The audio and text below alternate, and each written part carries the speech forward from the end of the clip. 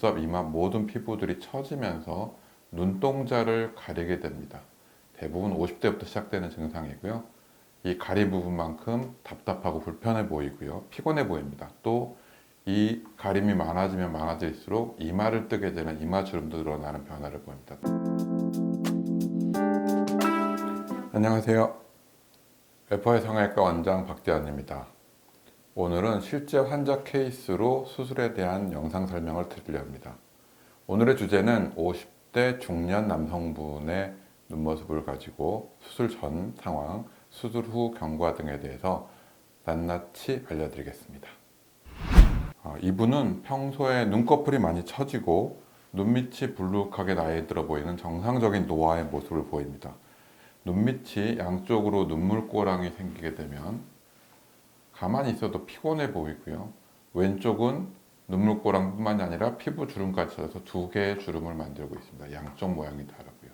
눈 위도 나이가 들면 눈꺼풀 위뿐만 아니라 눈썹, 이마 모든 피부들이 처지면서 눈동자를 가리게 됩니다. 대부분 50대부터 시작되는 증상이고요. 이 가리 부분만큼 답답하고 불편해 보이고요. 피곤해 보입니다. 또 이 가림이 많아지면 많아질수록 이마를 뜨게 되는 이마주름도 늘어나는 변화를 보입니다. 따라서 수술의 목표는 눈을 가리고 있는 위쪽 피부를 정리하는 것과 아래쪽에 피곤해 보이는 불룩한 지방과 피부를 정리하는 것이 주 목적이 되겠습니다.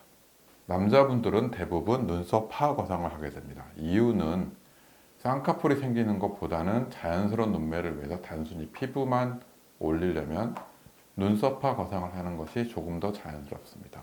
하지만 케이스에 따라서는 상안검을 고려하게 됩니다. 이분의 특징은 가려져서 잘 안 보이지만 타고난 작은 쌍꺼풀을 갖고 계셨습니다. 이 쌍꺼풀이 덮여서 숨어 있는 것 뿐이지 실제로는 쌍꺼풀 라인을 가지고 계셨습니다. 젊었을 때는 쌍꺼풀이 있는 눈이셨겠죠. 이런 분들은 눈썹파보다는 이 상안검 쌍꺼풀 라인을 따라서 절제를 하는 것이 조금 더 자연스러울 수 있습니다. 따라서 환자분 상담 시에 눈썹파 거상이 더 좋을지 상안검이 좋을지 남자분들은 상담을 꼭 받아보시길 바랍니다. 눈 밑의 경우는 아래쪽 눈물고랑은 피부 당김만으로 다 해결되진 않고 꼭 지방 재배치를 해줘야만 눈물고랑이 사라집니다. 지방 재배치만 할지 하안검을 할지 결정을 해야 되는데요.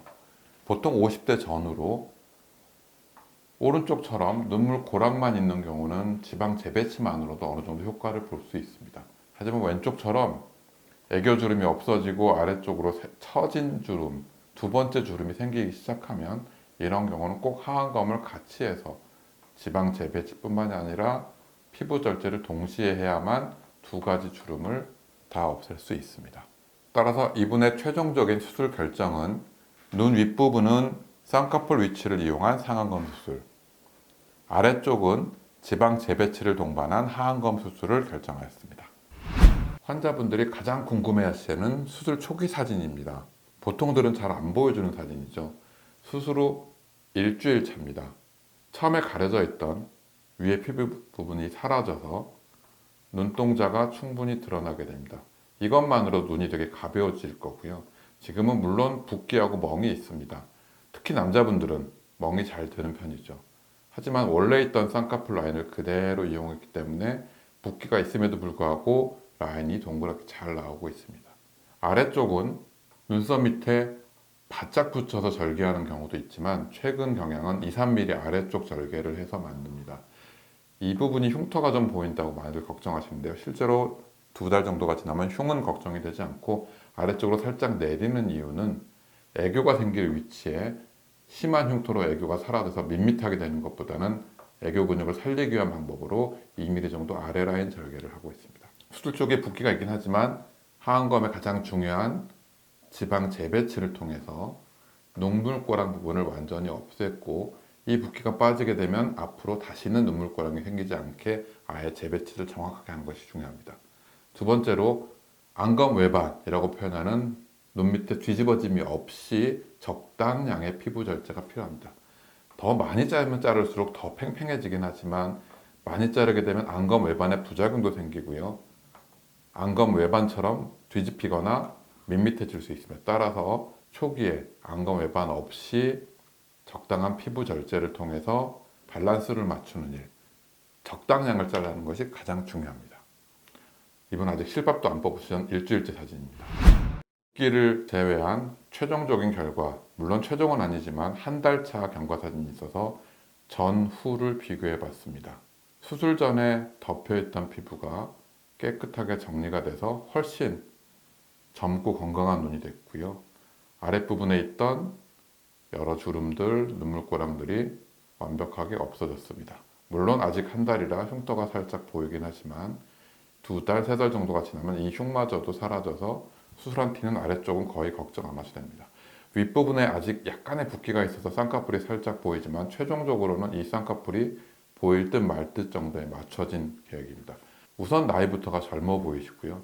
눈 뜨는 흰부 윗부분이 정리가 되면서 훨씬 편안하게 뜨고 계십니다. 아래쪽도 전에 있던 여러 가지 주름들이 다 사라진 깨끗한 모습을 보이고 있습니다.